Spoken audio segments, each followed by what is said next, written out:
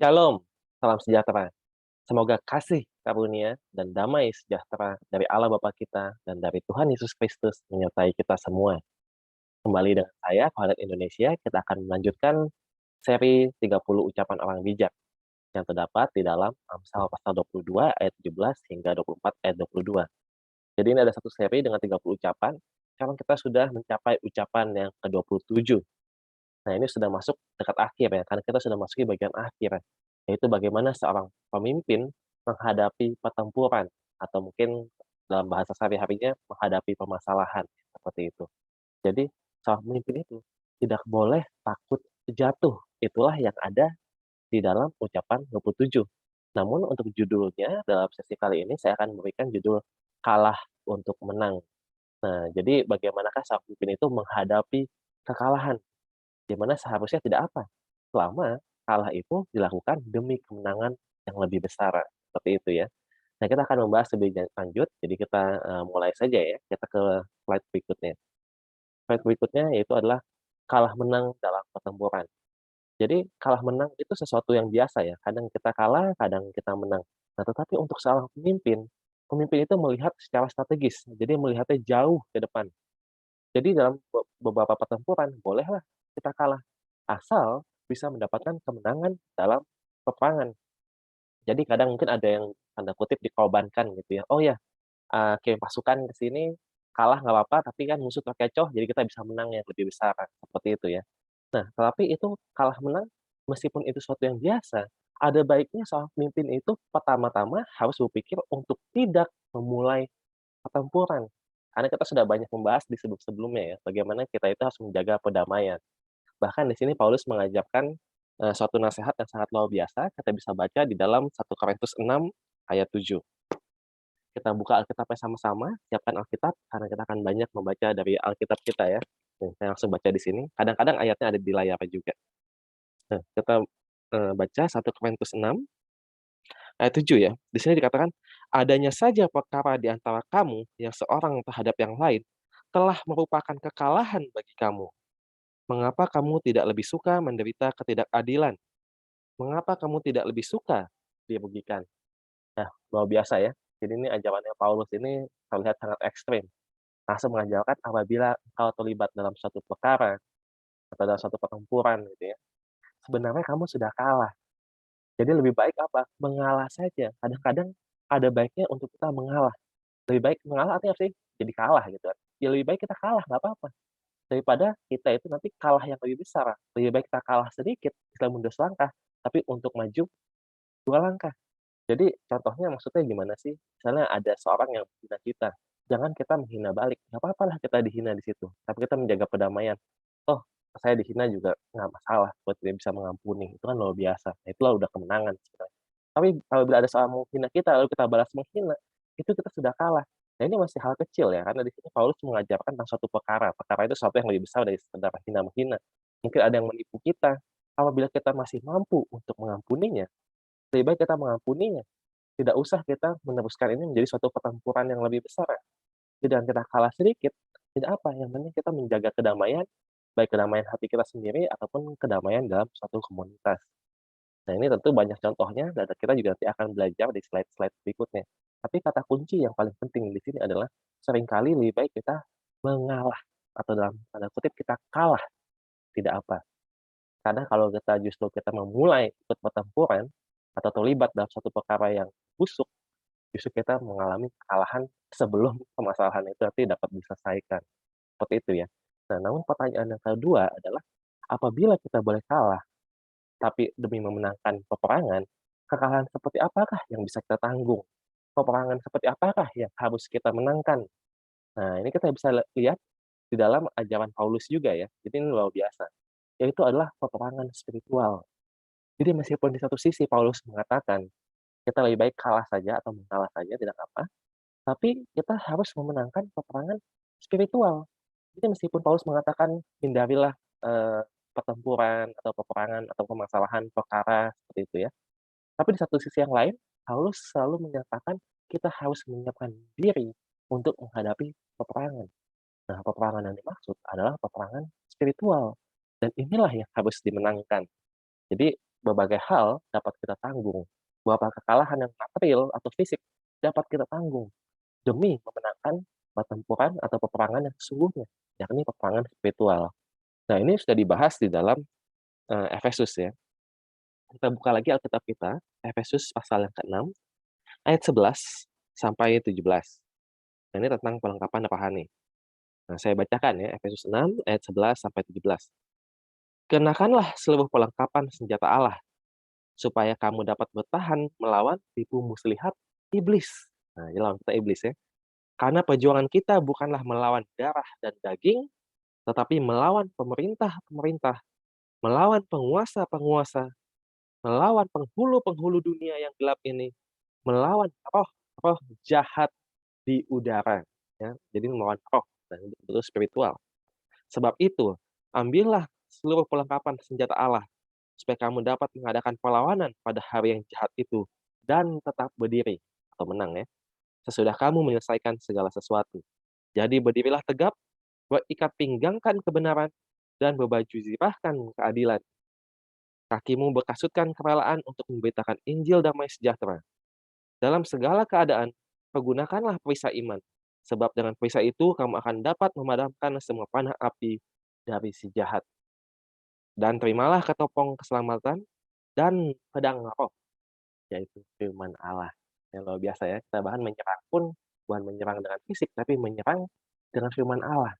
Ini bukan berarti menggunakan firman Tuhan untuk menghakimi orang, tapi betul-betul menggunakan firman Allah untuk membuka hati manusia. Seperti itu ya. Jadi ada peperangan, itu peperangan spiritual, melawan roh-roh jahat di udara, melawan iblis. Dan ini juga sudah dikatakan oleh Petrus ya, tentang melawan iblis. Bahwa iblis lah sebenarnya lawan kita yang sesungguhnya. Kita buka Petrus 5, 1 Petrus ya maksudnya. 1 Petrus 5 ayat 8 sampai 9. Saya bacakan ya. Sadarlah dan berjaga-jagalah. Lawanmu si iblis. Nah, jadi siapa lawan kita? Iblis. Lawanmu si iblis berjalan berkeliling sama seperti singa yang mengaum-ngaum dan mencari orang yang dapat ditelannya. Lawanlah dia. Nah, tapi lawannya dengan apa? Lawanlah dia dengan iman yang teguh. Ya, lawan iblis dengan iman yang teguh. Sebab kamu tahu bahwa semua saudara-saudaramu di seluruh dunia menanggung penderitaan yang sama. Nah, jadi kita melawan iblis juga dengan iman. Tapi kalau untuk ngambil lengkapnya tadi persenjataan Allah itu ada di Efesus 6 ayat 11 sampai 17 ya. Jadi ternyata lawan kita adalah iblis. Ini adalah peperangan spiritual dan kita harus menyiapkan senjata-senjata yang juga adalah spiritual seperti iman dan juga firman Allah. Seperti itu ya. Tapi bukan cuma firman Allah itu bukan dibaca tapi dihidupi ya. Jadi lebih dari sekedar dibaca saja. Nah, tapi kita bisa belajar juga dari yang dibaca, yaitu kita kembali lagi ke ucapannya. Nah, kita baca saja ucapan 27. Ini ucapan orang bijak yang sangat baik. Jadi, ucapan 27 adalah tentang jangan takut jatuh ya. Ini jatuh dalam arti kejatuhan material. Tapi kita harus siap untuk memenangkan yang rohani, peperangan rohani. Nah, kita baca dalam Amsal 24 ayat 15 sampai 16. Disinilah terletak ucapan 27 dari 30 ucapan orang bijak. Baiklah, di sini dikatakan, jangan mengintai kediaman orang benar seperti orang fasik. Jangan merusak ke rumahnya. Sebab 7 kali orang benar jatuh, namun ia bangun kembali. Tetapi orang fasik akan roboh dalam bencana. Nah, jadi di sini saya ada peringatan kepada orang-orang bahwa janganlah kamu menyerang kediaman orang benar, kemah orang benar, atau rumah orang benar. Jangan, karena tidak berguna. Karena bagi kita orang benar, apabila saudara orang benar, kita ini aman. Dikatakan apa? 7 kali pun kita jatuh, orang benar ya maksudnya ya. Sebab 7 kali orang benar jatuh, namun ia bangun kembali. Nah, tapi sebaliknya ya, tapi orang fasik akan roboh dalam bencana. Nah, jadi jangan takut jatuh. Andaikan jatuh pun, dibilang 7 kali jatuh pun akan bangkit lagi. Nah, 7 kali jatuh ini jatuh dalam hal apa sih? Itu ini simbolis ya. Tapi misalnya simbolis ya dapat kita pelajari sedikit lebih detail.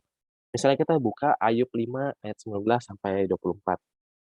Di sini ada 7 jam permasalahan yang dibahas. Kita baca kitab Ayub pasal 5 ayat 19 sampai 24. Di sini dikatakan, Dari 6 macam kesesakan, engkau diluputkannya. Dan dalam 7 macam, engkau tidak kena malapetaka. Ya. Jadi dalam 7 macam, engkau tidak kena malapetaka. Apa sajakah itu? Pada masa kelaparan, engkau dibebaskannya dari maut. Dan pada masa perang, dari kuasa pedang. Dari cemeti lidah, engkau terlindung. Dan engkau tidak usah takut bila kemusnahan datang. Kemusnahan dan kelaparan akan kau tertawakan, dan binatang liar tidak akan kau takuti. Karena antara engkau dan batu-batu di padang akan ada perjanjian, dan binatang liar akan berdamai dengan engkau. Engkau akan mengalami bahwa kemahmu, atau kediamanmu ya, kemahmu aman.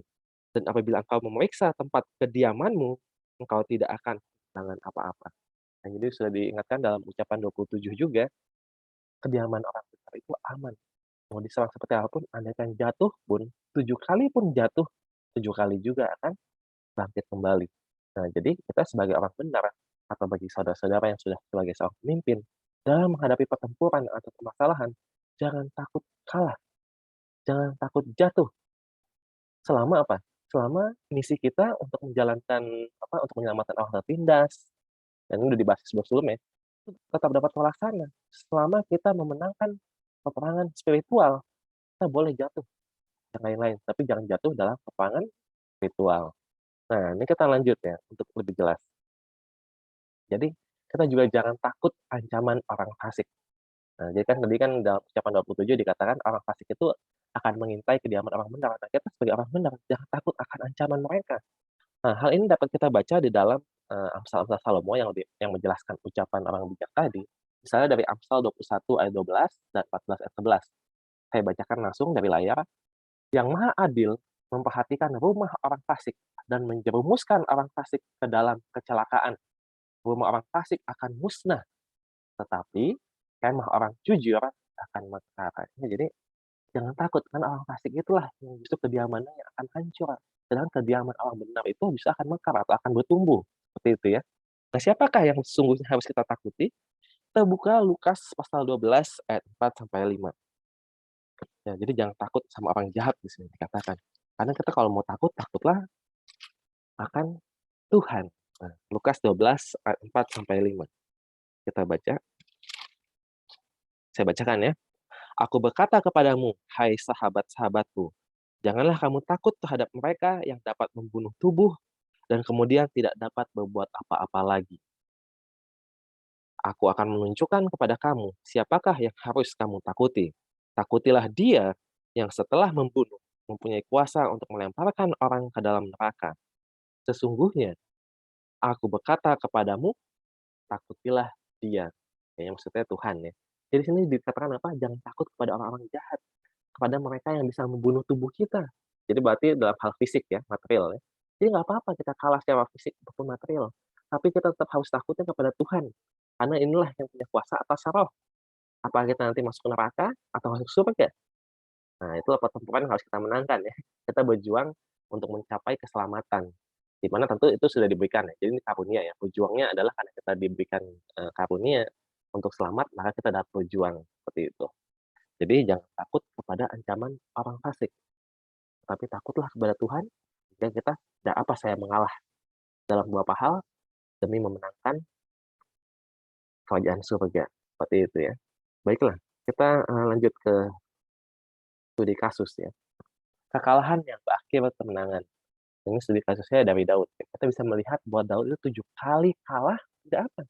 Yang penting ujung-ujungnya dia selalu menang dari kekalahan-kekalahan tersebut. Ya, jadi saya ambil 7 ini supaya simbolis saja. Kan tadi kita sudah agak angka 7. Sebenarnya pasti Daud jatuh lebih dari 7 kali ya. Tapi itu juga menunjukkan bahwa dia juga bangkit lebih dari 7 kali.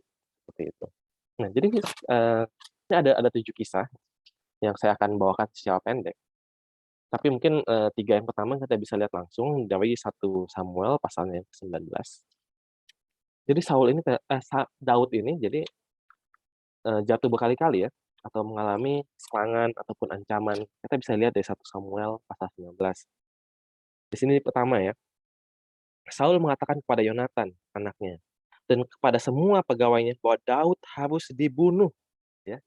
Jadi Saul hendak membunuh Daud. Jadi kalau saudara mengikuti ceritanya atau mungkin sudah pernah belajar sebelumnya, Saul ini iri pada keberhasilan Daud, sehingga akhirnya ia ingin membunuh Daud. Jadi ini ternyata yang pertama adalah Saul hendak membunuh Daud. Ini sudah merupakan ancaman yang luar biasa. Tapi di sini kita bisa lihat bahwa Daud itu tetap diselamatkan oleh Tuhan. Di sini melalui siapa? Melalui Yonatan ya. Tetapi Yonatan, anak Saul sangat suka kepada Daud. Sehingga Yonatan memberitahukan kepada Daud, "Ayahku Saul berikhtiar untuk membunuh engkau. Oleh sebab itu, hati-hatilah besok pagi, duduklah di suatu tempat perlindungan dan bersembunyilah di sana. Aku akan keluar dan berdiri di sisi ayahku di padang tempatmu itu. Maka aku akan berbicara dengan ayahku perihalmu. Aku akan melihat bagaimana keadaannya, lalu memberitahukannya kepadamu." Lalu Yonatan mengatakan yang baik tentang Daud kepada Saul ayahnya, katanya, "Janganlah raja berbuat dosa terhadap Daud, hambanya, sebab ia tidak berbuat dosa terhadapmu. Bukankah apa yang diperbuatnya sangat baik bagimu? Ia telah mempertaruhkan nyawanya dan telah mengalahkan orang Filistin itu. Dan Tuhan telah memberikan kemenangan yang besar kepada seluruh Israel. Engkau sudah melihatnya dan bersukacita karenanya. Mengapa engkau hendak berbuat dosa terhadap darah orang yang tidak bersalah dengan membunuh Daud tanpa alasan?" Saul mendengarkan perkataan Yonatan, dan Saul bersumpah, "Demi Tuhan yang hidup, dia tidak akan dibunuh." Jadi dari hal yang pertama, ancaman untuk membunuh Daud, tapi Daud sebab karena dia orang benar, dia dilindungi, bahkan dilindungi oleh anak Saul sendiri, yaitu Yonatan ya. Nah itulah ya, orang benar itu mau kelihatannya mau jatuh, ini mungkin masih belum jatuh, sudah hampir jatuh gitu ya. Nah, tapi dilindungi, Tuhan memakai orang lain untuk melindungi orang benar, karena hidupnya benar ya.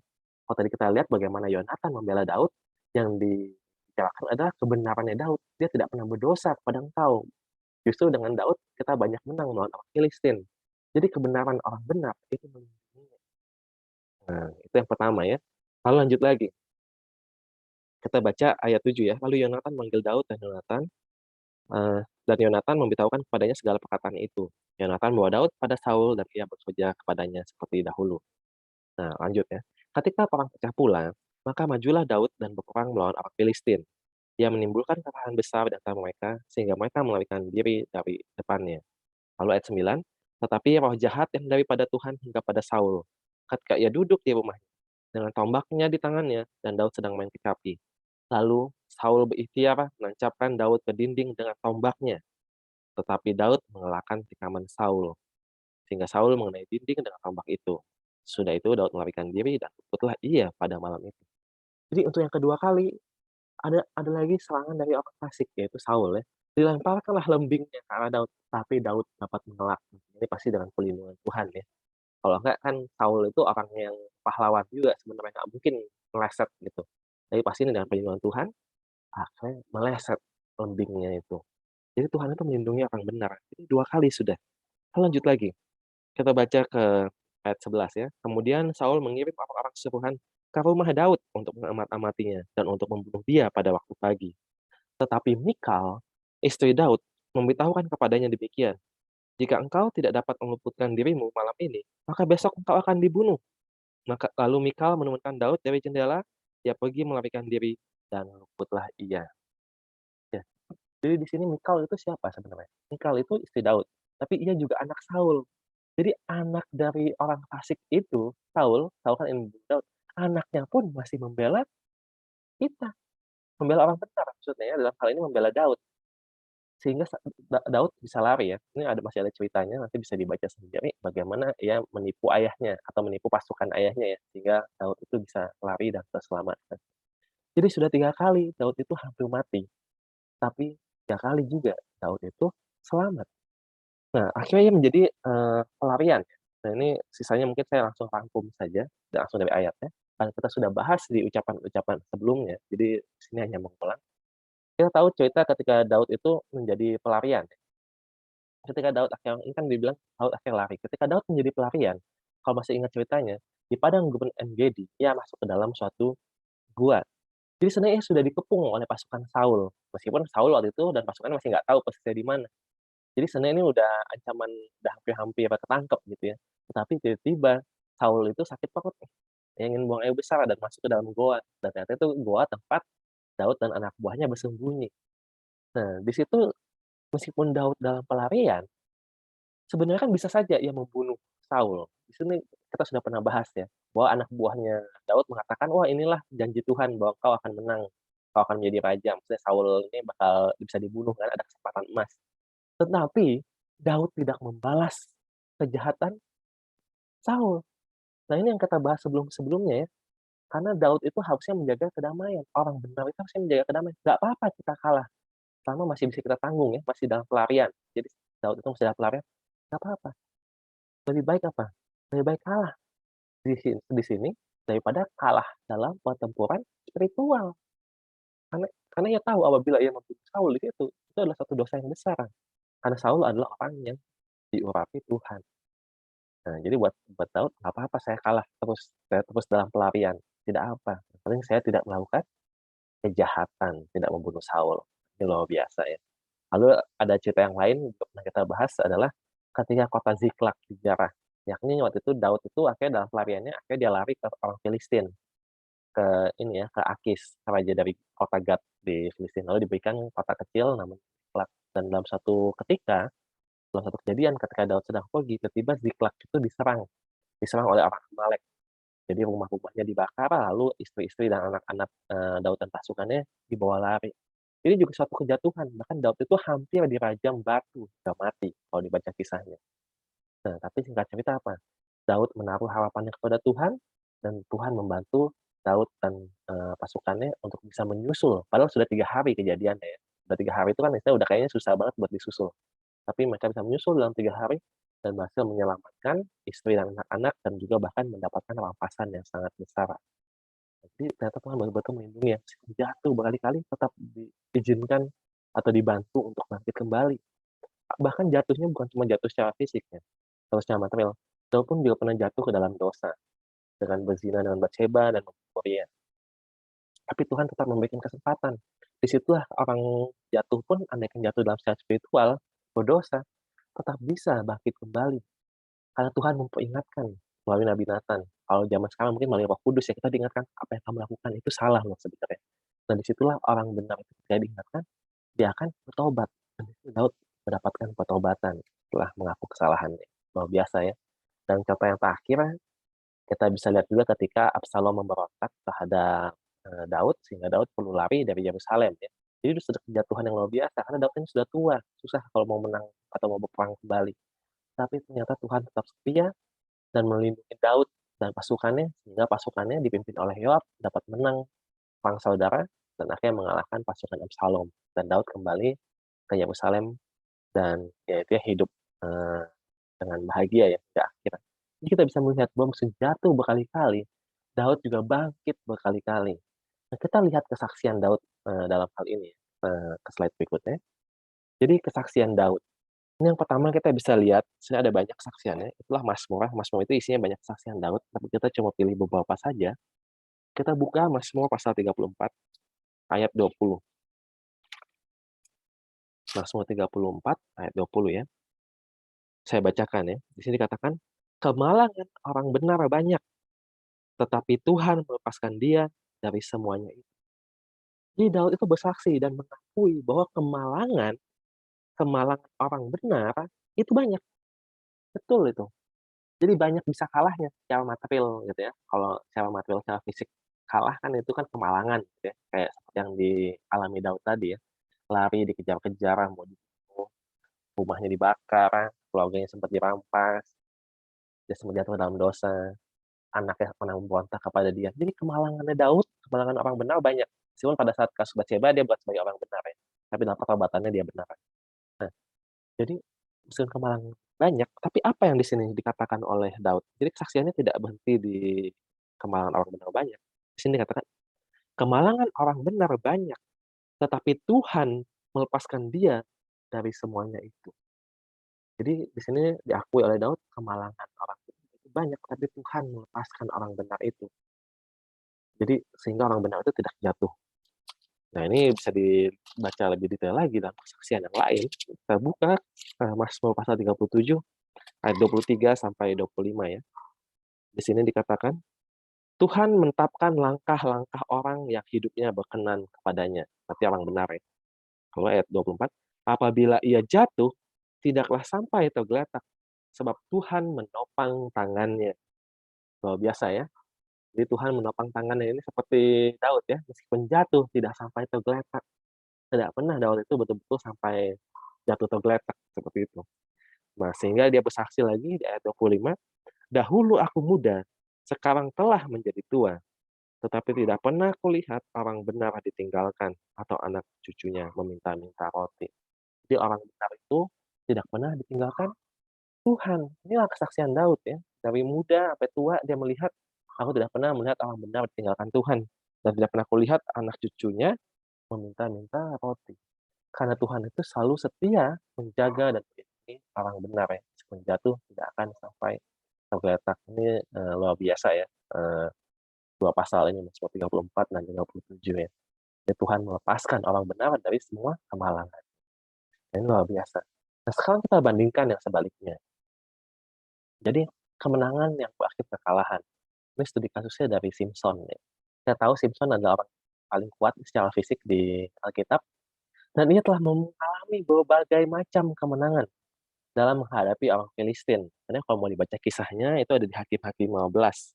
Tapi mungkin mengingat waktu kita nggak baca ya. Tapi kalau saya boleh ringkas ceritanya di Hakim-Hakim 15, ini ada banyak kisah tentang Simpson itu mengalahkan orang Filistin. Jadi dia pernah membakar ladang orang Filistin. Kalau ingat ceritanya ini cerita yang agak komikal ya. Jadi ada diambil kalau nggak salah 300 rubah atau anjing hutan di Alkitab disebutnya, ekornya diikat dan dibawakan diikat sama obor juga. Lalu akhirnya dibiarin lari, bakar ladang orang Filistin. Lalu sempat juga ya dikepung orang Filistin, tapi ia mengalahkan mereka dengan apa? Tulang rahang dari keledai. 1.000 orang mati oleh Simpson. Saking kuatnya ya, sendirian dia ngelawan 1.000 orang mati. Itu luar biasanya Simpson. Dia berkali-kali menang. Tetapi inilah kemenangan akhirnya berakhir pada kekalahan. Persisnya kita bisa langsung baca di Hakim-Hakim 16 ayat 17. Dia ceritanya lebih panjang dari itu, tapi ini satu ayat yang sangat memperlihatkan kekalahan dari Simpson. Ini adalah ketika ia bersama dengan Delila. Itulah kekalahannya. Secara moral ia main perempuan dan lebih mencintai perempuan itu daripada Tuhan. Sehingga ia memberitahukan rahasia kekuatannya. Nah, ini ada di Hakim-Hakim 16 ayat 17 dikatakan, "Maka diceritakannya lah kepada segala maka diceritakannya lah kepadanya segala isi hatinya. Katanya, kepalaku tidak pernah kena pisau cukur. Sebab sejak dari kandungan ibuku, aku ini seorang nazir Allah. Jika kepalaku dicukur, maka kekuatanku akan lenyap daripadaku. Dan aku menjadi lemah dan sama seperti orang-orang lain." Jadi sungguh luar biasa ya. Jadi yang menciptakan rahasianya kepada perempuan asing, kepada pelacur. Dan akhirnya dimanfaatkanlah itu, dipotonglah rambutnya Simpson sehingga dia lemah dan ditangkap oleh orang Filistin. Matanya dicongkel. Dia meskipun dia menang berkali-kali, dia orang yang kuat, tapi ujung-ujungnya kalah. Karena ketidaksetiaannya kepada Tuhan. Nah, ini luar biasa ya. Jadi ketika kita itu akhirnya mulai kalah dalam peperangan spiritual, akhirnya yang sebelum-sebelumnya kemenangan-kemenangan yang secara material atau fisikal, ujungnya dia tidak berguna, akhirnya juga ikut kalah. Nah, itulah bahayanya. Nah, kita bisa melihat, kita belajar dari perkataan Hosea yang sedikit menjelaskan tentang hal ini. Kita buka Hosea pasal 4 ayat 6. Hosea pasal 4 ayat 6. Dikatakan apa? Di sini firman Tuhan, "Umatku binasa karena tidak mengenal Allah. Karena engkaulah yang menolak pengenalan itu, maka aku menolak engkau menjadi imamku. Dan karena engkau melupakan pengajaran Allah, maka aku juga akan melupakan anak-anak." Ya, ini sangat cocok dalam menggambarkan kisah Simpson, meskipun di sini mengatakan bukan tentang Simpson saja, tapi semua orang benar yang melupakan Allah. Nah, itu ya, Simpson melupakan Allah. Kenapa yang terjadi? Kau menolak pengenalan itu, maka aku menolak engkau. Ya, itulah Simpson ditolak ya. Dan karena engkau melupakan pengajaran Allahmu, maka aku akan juga melupakan anak-anakmu. Nah, itu yang luar biasa ya. Ketika kita kalah spiritual, kita itu tanda kutip ditinggalkan Allah. Bukan karena Allah ingin meninggalkan kita, tapi karena Allah itu suci. Nah, ini tidak bisa bersama dengan yang tidak suci. Nah, jadi itulah bahayanya dari dosa. Jadi jangan kita akhirnya kalah dan berdosa. Kita boleh kalah dalam hal-hal yang lain, tapi janganlah berdosa. Seperti itu ya. Nah, jadi kita bisa, yang terakhir kita lihat dari Amsal-Amsal Salomo, tapi mungkin sebelum ini kita, eee, recap dulu ya. dalam arti apa yang telah kita pelajari selama ini, atau mungkin dalam praktiknya sehari-hari. Di dalam praktiknya sehari-hari, seorang pemimpin itu ada banyak tugas-tugas yang sulit dan mungkin ia bisa saja kalah dalam peperangan, dalam menjalankan misinya, atau mungkin dalam hal yang sehari-hari mungkin dalam bisnis gitu ya, seorang pemimpin perusahaan, seorang CEO atau apa ya, mungkin ia itu takut kalah sehingga akhirnya berdosa. Nah ini yang bahaya ya. Maksudnya, aduh kalau saya gagal dalam mencapai target, nanti takutnya saya dipecat, saya jatuh, gitu. Jadi takut jatuh, nah ini yang bahaya. Lalu akhirnya, oh supaya saya capai target, saya manipulasi data, atau saya melakukan penipuan ini, atau korupsi ini, atau apapun yang jahat-jahat ya. Nah itulah, jadi bahkan dalam suatu hal, suatu bisnis yang kesannya tidak ada kaitannya dengan moral gitu ya, tapi ternyata semua hal itu tidak lepas dari moral. Jadi untuk mencapai target atau misi tertentu, bahaya apabila seorang pemimpin itu adalah, "Ya, saya harus menang di sini, mencapai target itu." Tapi ya lupa bahwa ya sebenarnya dengan mencapai target itu, ya kalah dalam peperangan yang lebih besar. Mungkin pada saat itu ya lolos, selamat, dengan manipulasi data targetnya tercapai, tapi akhirnya ketika ketahuan ya akan jatuh. Itulah bahayanya apabila kita menjadi orang fasik, mengandalkan kehidupan yang berdosa, karena kita takut jatuh, karena kita merasa, "Oh, kita sudah di posisi yang tinggi, saya takut kehilangan posisi ini." Jangan seperti itu ya, tidak apa kita jatuh, karena dikatakan akan bangkit kembali. Nah, inilah bahayanya apabila kita mengandalkan kefasikan ya. Nah, karena di sini diceritakan dalam Amsal-Amsal Salomo tentang akhir hidup dari orang fasik. Saya bacakan ini langsung dari 6 ayat, Amsal 14 ayat 32, 10 ayat 25, 12 ayat 7, 10 ayat 7, 11 ayat 11, 11 ayat 10. Saya bicara terlalu cepat ya, tapi itu ada di layar, di paling bawah bisa dilihat, dan ayat-ayatnya akan saya langsung baca dari layar ya, karena dari 6 ayat sekaligus. Di sini dikatakan, orang fasik dirobohkan karena kejahatannya, tetapi orang benar mendapat perlindungan karena ketulusannya. Jadi orang benar itu dapat perlindungan ya, karena ketulusannya, karena kebenaran. Bila taufan melanda, lenyaplah orang fasik, tetapi orang benar adalah alas yang abadi. Dia punya fondasi yang kuat. Orang fasik dijatuhkan sehingga mereka tidak ada lagi. Tetapi rumah orang benar berdiri tetap. Itu ya, tadi kita selalu tekankan, rumah atau kediaman orang benar itu selalu aman. Kenangan kepada orang benar mendatangkan berkat, tetapi nama orang fasik menjadi busuk. Jadi penting juga menjaga nama baik ya. Berkat orang jujur memperkembangkan kota, tetapi mulut orang fasik meruntuhkannya. Bila orang benar mujur, beria-rialah kota. Dan bila orang fasik binasa, gemuruhlah sorak-sorai. Jadi itulah pentingnya juga seorang benar tetap menjaga integritasnya, tetap hidup benar, tidak apa ia jatuh atau kalah dalam hal material atau fisik, tetapi secara moral ia tetap menang. Karena namanya kan tetap baik dan ia disukai oleh banyak orang. Maka dikatakan bila orang bilang jujur, semua orang ikut bergembira. Nah, ini luar biasa ya. Jadi sekali lagi, inti dari sesi kali ini adalah jangan takut jatuh.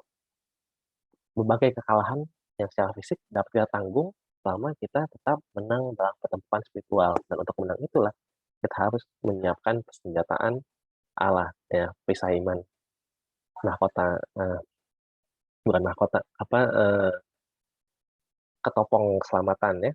Lalu juga yang penting adalah pedang roh, yaitu adalah firman Tuhan. Nah, itulah sebabnya kita membahas banyak firman Tuhan dalam sesi-sesi kita.